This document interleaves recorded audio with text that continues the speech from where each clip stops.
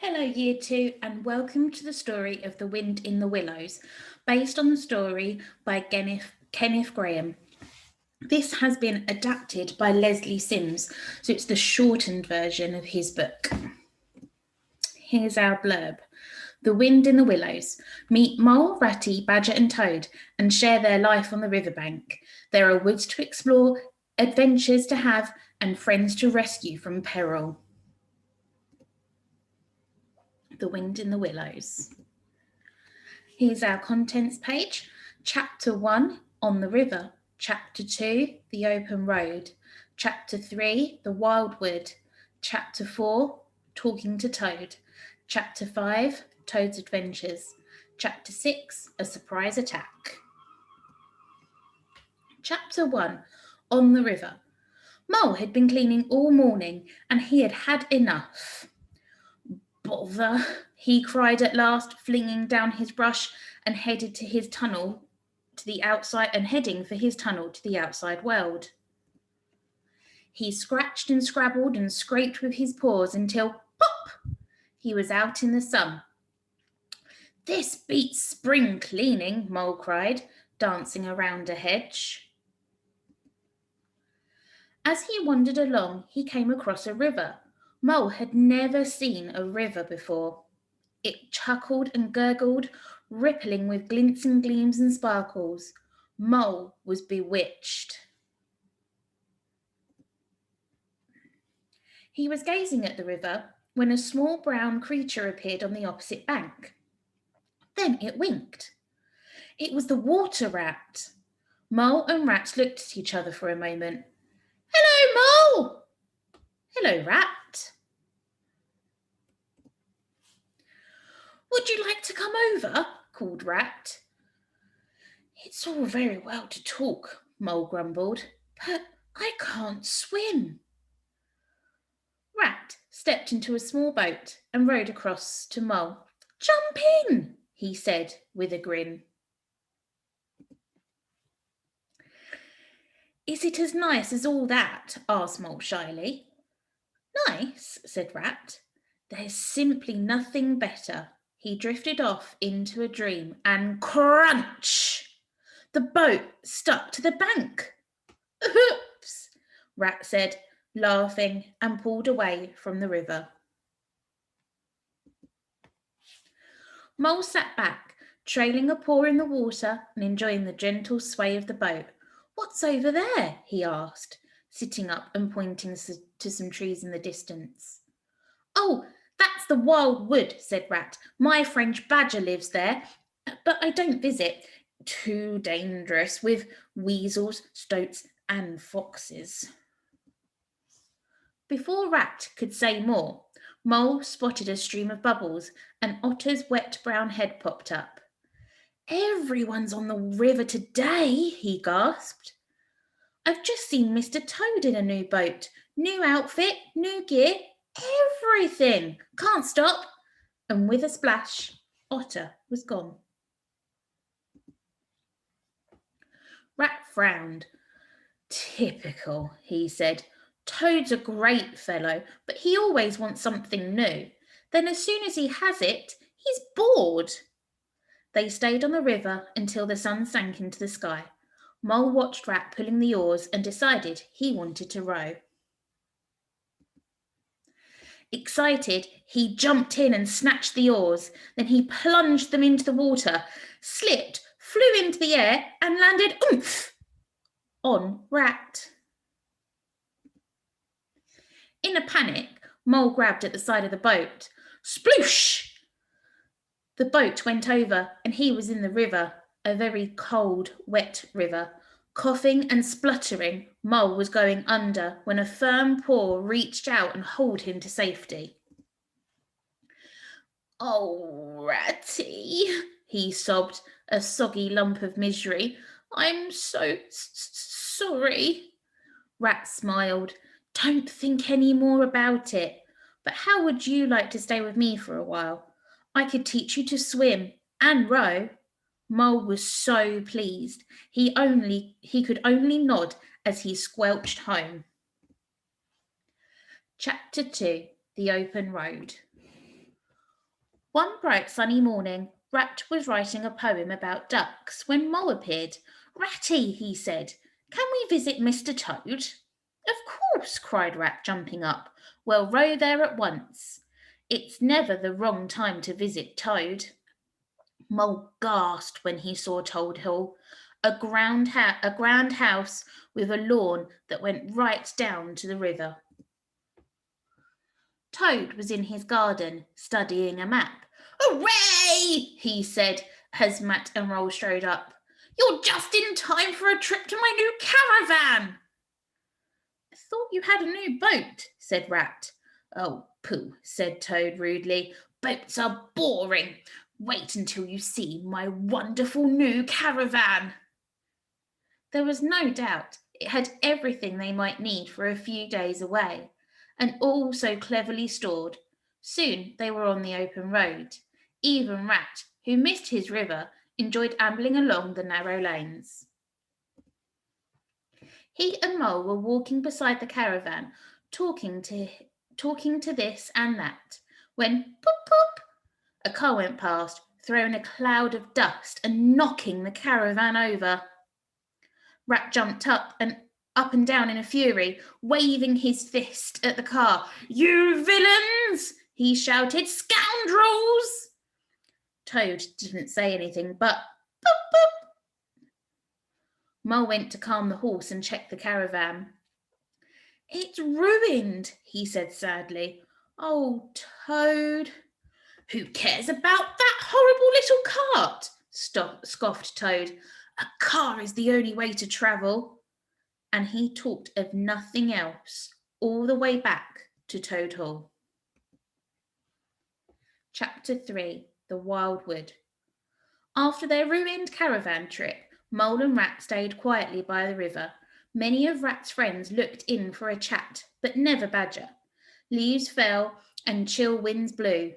Rat stayed inside, snoozing by the fire. So, one cold afternoon, Mole slipped out to visit Badger himself. He felt quite cheerful as he entered the Wildwood, until dusk fell. The wood, already dark, grew darker. Strange shadows danced around him. Then a whistling began, faint, shrill, and all around. In a panic, Mole began to run, bumping into things and falling over. Shaking with fear, he hid in the hollow of an old oak tree, lost, worn out, and very, very scared. Meanwhile, Rat had woken up. "Moley!" he called, but there was no answer. He saw Mole's coat and boots were gone and went outside. There in the mud were Mole's tracks, leading straight into the Wildwood. Horrified. Oh, I can't see the words. Sorry, boys and girls, I'm going to check my book. Page 26. Need to make sure I'm reading the right words. Horrified, Rat grabbed a stick and set off calling for his friends the whole time. "Moley, where are you? It's me, Rat." At last, he heard a little cry. "Ratty, is that really you?" Mole whimpered from his hiding space. "It really is," said Rat. "Come on, we must go." But it had started to snow. Flakes whirled around them, covering the trees and hiding the path. Rat shivered. "We may have to stay here after all." They were looking for shelter when Mole fell over a door scraper. "Ow! Ow! Hooray!" To Mole's surprise, Rat laughed and began to dig in the snow. "I don't see why you're so happy," grumbled Mole. "I've just scraped my shin." "Don't you see?" patted Rat. "You found the entrance to Badger's burrow." And Mole had. "Badger!" yelled Rat, banging on the door. "It's Rat and my friend Mole, lost in the snow."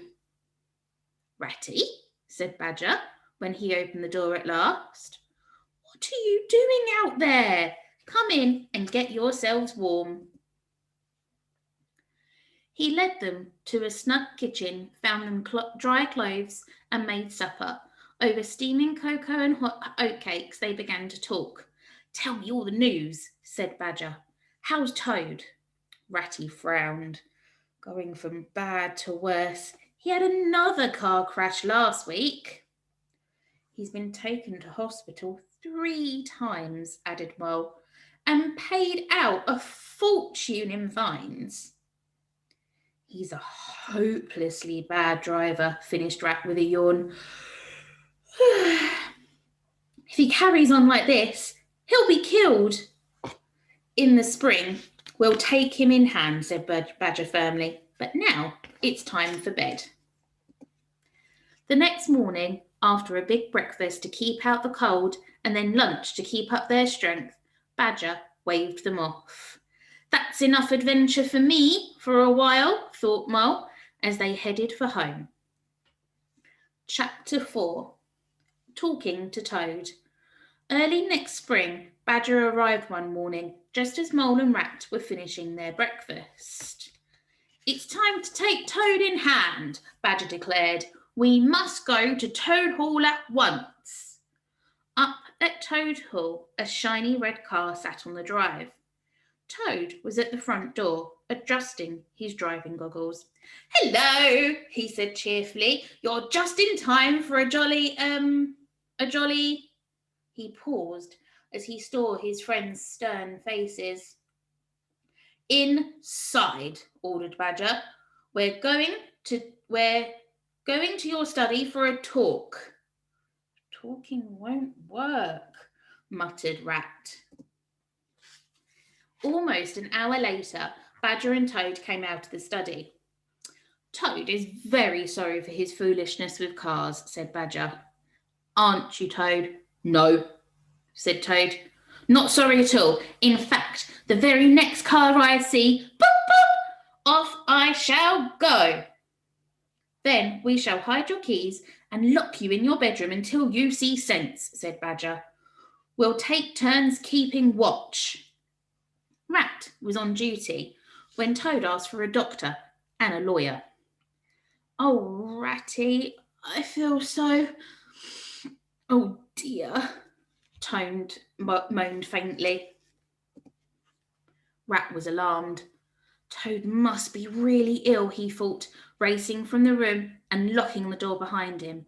I better get help. Toad laughed as he watched Rat scurry from Toad Hall. Swiftly, he knotted his bed sheets together, climbed out of the bedroom window, and slid to the ground. I'm just too clever for Ratty, Toad thought as he briskly walked away. He's no match for me. Feeling very pleased with himself, he went on until he reached an inn. Outside was the most magnificent car Toad had ever seen. There's no harm in just looking at it, he said to himself, and then, I wonder if it starts easily. As if in a dream, Toad started the engine. As if in a dream, he climbed into the driver's seat. As if in a dream, he drove off at top speed. Chapter 5. Toad's Adventures. The very next day, he was in court. Toad, said the judge fiercely, you stole a valuable car, you drove it very badly, and you were rude to a policeman. I am sending you to prison for 20 years. This is the end of everything, Toad sobbed as he sat in the lonely dungeon. Oh, wise Badger, oh, clever Rat, oh, sensible Mole, and stupid, stupid Toad. Toad was too miserable to eat. The jailer's daughter noticed, and it made her sad to see him so thin and unhappy. Cheer up, Toad, she said. See what I've brought you. And she handed him a plate piled high with hot buttered toast. Toad dried his eyes, nibbled at the toast, and began to feel better. The jailer's daughter started to visit regularly. As the days went by, she grew to like him. Toad, she began on one visit, my aunt is a washerwoman. Never mind, said Toad. Do be quiet, she said.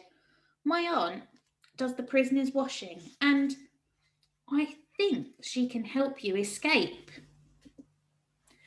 That night, a small, stout figure hurried from the prison in a dress and shawl of the washerwoman hidden behind a pile of washing. Good night, madam, said the prison guard. Toad chuckled to himself. Night, he squeaked in reply. Toad stumbled through fields, over ditches and under hedges until he was too tired to go on. With a huge yawn and pulling the shawl right around him, he collapsed by a tree and slept. When Toad woke up the next morning, he wondered where he was. Then, with a leap of his heart, he remembered. He was free. He stood up, stretched, and marched out into the morning sun. Before long, he reached a canal. A solitary horse was plodding along the towpath, pulling a yellow barge with a smiling bargewoman. A fine morning! Toad barely heard her friendly greeting. Is anything wrong? She asked. Well, ma'am, he replied, I need to get to Toad Hall to washing and... This is just a bit of luck, the woman interrupted. I'm going that way now, and I have a pile of washing to be done. You are? Said Toad. Pile of washing? He added, doubtfully. Climb on, she said. I'll give you a lift, and you can do my washing on the way. Toad stepped aboard with a grin. I'm so clever, he thought. Washing's in the cabin, said the bargewoman.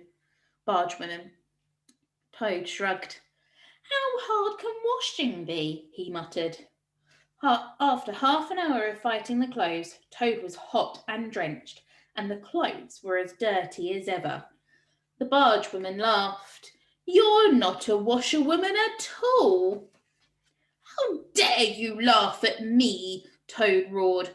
I'll have you know I'm a very distinguished Toad. The bargewoman screamed, a slimy toad on my barge, never! And grabbing him by an arm and a leg, she flung him overboard. Toad went flying through the air and landed with a loud splash in the canal. Gasping for breath, he struggled to the bank, fighting his dress all the way. It's all over, he wailed. I shall be caught again. What's wrong? Asked a voice. Toad looked up to see a familiar face, a small brown face with whiskers. Ratty, he said. Toad, said Rat. Is that you? Whatever happened? I've had such trials, boasted Toad. Thrown into prison, then escaped. Come to Toad Hall and I tell you the whole amazing tale. Oh, Toad, we can't, said Rat. The Wildwooders have taken it over. Chapter 6. A surprise attack. A shocked Toad followed Rat home. Now, don't worry, said Rat, once Toad had dried off. Badger has a plan to recapture Toad Hall. Just then, Mole and Badger came in. Ratty, we attack tonight, said Mole. They're having a party, and Badger knows a secret tunnel that leads straight into Toad Hall, and... He stopped as he saw Toad. Toad, you're home! Whatever happened? It's quite a story, Toad began. No time for that now, said Badger. We must prepare. That night, armed with sticks and swords, the four of them crept into the secret tunnel. They groped and shuffled along until at last Badger stopped. We ought to be under the hall now. As they paused, they heard the murmur of shouting, cheering, and stomping from above. The tunnel sloped up, and they came through a trapdoor into the kitchen. Such a noise was coming from the main hall. There was little danger they'd be overheard. Now, boys, shouted Badger, and they ran into the hall. Squealing and screeching filled the air as terrified weasels dived through the windows and startled scoats shot under the table. Badger, Mole and Rat just dashed around, bopping anyone who got in their way. As for Toad, he went straight for the Chief Weasel and sent him flying. In 5 minutes, it was all over. Well done, everyone, said Badger. I think we should have a party of our own to celebrate. Dear friends, Toad said, over a jolly supper. Thank you all for your help. I wouldn't have got my home back without you. And from that night, Toad was a changed animal. Instead of being boastful or reckless, he was content to live a quiet life by the river with his 3 friends. I hope you enjoyed the story of The Wind in the Willows. This week, for Book Week, we're going to be doing lots of activities around The Wind in the Willows, so keep an eye out for your other lessons later in the week. See you soon, Year 2s.